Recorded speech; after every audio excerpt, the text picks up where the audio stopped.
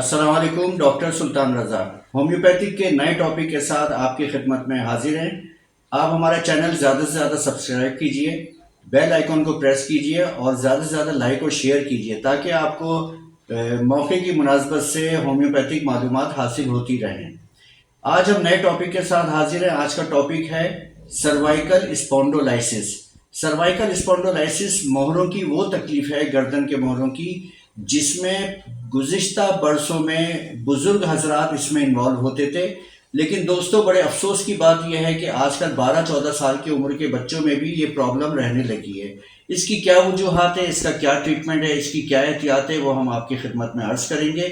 सबसे पहले मैं अर्ज़ करता चलूँ कि आजकल के दौर में ज़्यादा से ज़्यादा मोबाइल का इस्तेमाल, बच्चों में बड़ों में मोबाइल का इस्तेमाल ज़्यादा होना, लेट के मोबाइल देर तक इस्तेमाल करना, ऊंचा तकिया रखना और इसके अलावा बेहंगम तरीके से बिस्तर पे सोना। इसके अलावा बेशुमार वजूहात हो सकती हैं, लेकिन सबसे ज़्यादा काबिले इस्तेमाल होने वाली जो चीज़ें हैं वो यही हैं।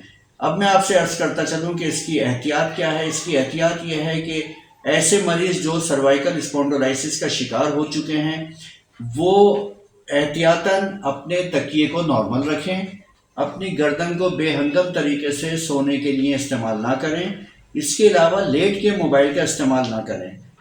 व्यूवर्स, इससे क्या होता है कि 2-3 तकलीफ़ें होती हैं। एक तो गर्दन के मोहरों में तकलीफ़ होनी शुरू हो जाती है और ये तकलीफ़ बढ़ते बढ़ते आपके शोल्डर, कंधे और बाजू तक आती है। बाज़ दफ़ा ये होता है कि अगर बाजू की तकलीफ़ में कोई पेशेंट आता है, मैं उसका सर्वाइकल का एक्सरे करवाता हूँ तो सर्वाइकल स्पॉन्डोलाइसिस की प्रॉब्लम उस एक्सरे में आ जाती है और उसी हिसाब से ट्रीटमेंट देते हैं।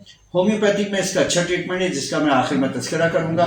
दूसरी एहतियात ये मैं बताता चलूँ कि एक तो ऊंचा तकिया इस्तेमाल ना करें, मोबाइल का इस्तेमाल तर्क कर दें, लेट के इस्तेमाल ना करें, बैठ के इस्तेमाल करें, या बिल्कुल टेबल पे जो बैठने का तरीक़ेकार है उस तरीके से बैठ के इस्तेमाल करें।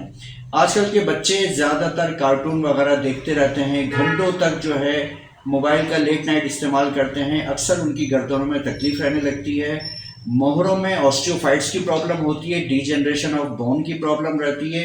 ये मर्द व ख़वातीन बच्चों में यकसा होने लगी है।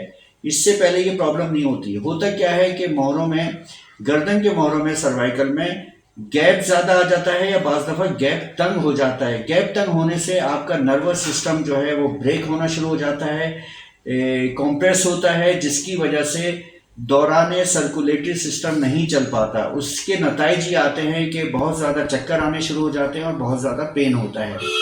चक्कर के लिए मैं आपको बताऊं कि इतने शदीद तरीन चक्कर होते हैं कि मरीज़ अगर लेटा हुआ है बिस्तर पे और आंखें ऊपर करके देखता है तब भी उसको बहुत ज़्यादा चक्कर आते हैं। बाद सीवियर केसेस में मतली और उल्टी भी रहने लगती है और ये दर्द इतना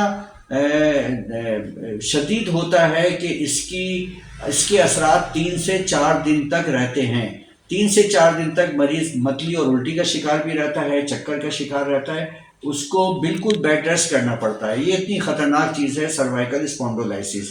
बाज़ दफ़ा ये होता है कि गर्दन के मोहरे से लेकर कॉक्सिक्स तक, आपकी पूरी दुमची तक ये पेन होता है। इसमें थोरेक्स भी इन्वॉल्व है, इसमें सर्वाइकल स्पाइन भी इन्वॉल्व है और इसमें लंबर स्पाइन भी बाज़ दफ़ा इन्वॉल्व हो जाती है और शदीद तकलीफ कमर में भी जाती है और बाज़ दफ़ा गर्दन में भी होती है। आज हम बात कर रहे हैं सर्वाइकल स्पॉन्डोलाइसिस से मुतालिक। अब इसमें क्या एहतियात करनी चाहिए वो मैंने आपकी खिदमत में अर्ज़ कर दिया है।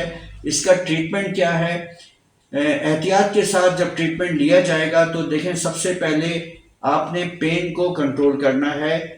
मरीज़ पेन की वजह से आपके पास आया है, शदीद दर्द है उसकी गर्दन में, उसके कंधों में, उसके शोल्डर में, और वो दर्द उसके बाजू तक जा रहा है और उसको शदीद चक्कर यानी कि वर्टिगो रहने लगे हैं।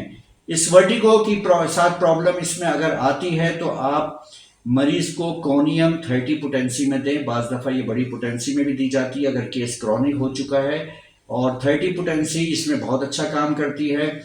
और गर्दन के मोहरों के लिए, सर्वाइकल स्पॉन्डोलाइसिस के लिए पहली दवा जो मैं देता हूँ वो टेलोरियम 1 एम पोटेंसी में मैं इस्तेमाल कराता हूँ, वीकली देता हूँ। बहुत अच्छे नताइज इसके आते हैं। साथ में इसको हेल्पिंग मेडिसिन के तौर पर बायोकेमिक की दवा कलकेरिया फ्लोरेटम। कलकेरिया फ्लोरेटम दी जाती है। ये डिजनरेशन ऑफ बोन को भी कंट्रोल करती है और मोहरों के दरमियान जो गैप होता है उसमें तवाज़ुन बरकरार रखती है। इसके अलावा जो होम्योपैथिक में दवा आ जाती है वो रूटा भी है, आप टेलोरियम के साथ मिला के भी दे सकते हैं, या 3 दिन के वक्फे से 1M पोटेंसी में इसको दे सकते हैं। अगर मरीज के गर्दन में शदीद तकलीफ रहती है तो शदीद तकलीफ के लिए 3 दवाइयों का कम्बिनेशन बना के दिया जा सकता है, या इसको अलग अलग भी दे सकते हैं। ये 30 और 200 पोटेंसी में देने से कोई मुज़ायका नहीं है। उसमें आर्निका है, रस्टॉक्स है और ब्रायोनिया है। क्योंकि गर्दन घुमाने से तकलीफ रहती है, इसकी मॉडलिटीज़ को देखते हुए आप ये 3 दवाइयों का कम्बिनेशन 30 या 200 पोटेंसी में राइज वक्फे के हिसाब से दे सकते हैं। फौरी तौर पे कंट्रोल करने के लिए और शदीद दर्द को बेहतर करने के लिए माम फार्मेसी ने एक ड्रॉप्स बनाए हैं। ये किसी भी किस्म के जॉइंट्स में पेन हो, मस्कुलर पेन हो, सर्वाइकल की प्रॉब्लम हो, आर्थराइटिस की प्रॉब्लम हो, उसमें बहुत अच्छा काम करते हैं। माम फार्मेसी के इस ड्रॉप्स का नाम है pain of drops. Pain of drops दिन में 2 से 3 दफ़ा नीम गर्म पानी या सादे पानी के साथ लिए जाते हैं। इसकी एक खुराक से ही फौरी तौर पे दर्द में रिलीव हो जाता है। और इसके अलावा माम फार्मेसी की एक विक्स भी आती है, वो एक्सटर्नल यूज़ के लिए इस्तेमाल की जा सकती है। मुतासरा मकाम पे आप अगर मसाज करें इसका तो उससे काफ़ी हद तक बेहतरी आ जाती है। ये सर्वाइकल स्पॉन्डोलाइसिस के लिए हमने आपके खिदमत में चंद अद्वियात पेश की हैं। इसके अलावा कलकेरिया फ्लोरेटम 6x पोटेंसी में लॉन्ग टर्म इस्तेमाल की जाए डीजनरेशन ऑफ बोन और मोहरों को वापस अपनी तरतीब में लाने के लिए। अगर गैप ज़्यादा है तो गैप को ख़त्म करता है, और अगर गैप कम हो गया है, नैरो हो गया है, तंग हो गया है, तो उसको भी बेहतर लाने के लिए कलकेरिया फ्लोरेटम बहुत अच्छी दवा बायोकेमिक की साबित हुई है। अब मैं दोस्तों आपसे इजाज़त चाहूँगा। Doctor Sultan Raza from Karachi, Pakistan.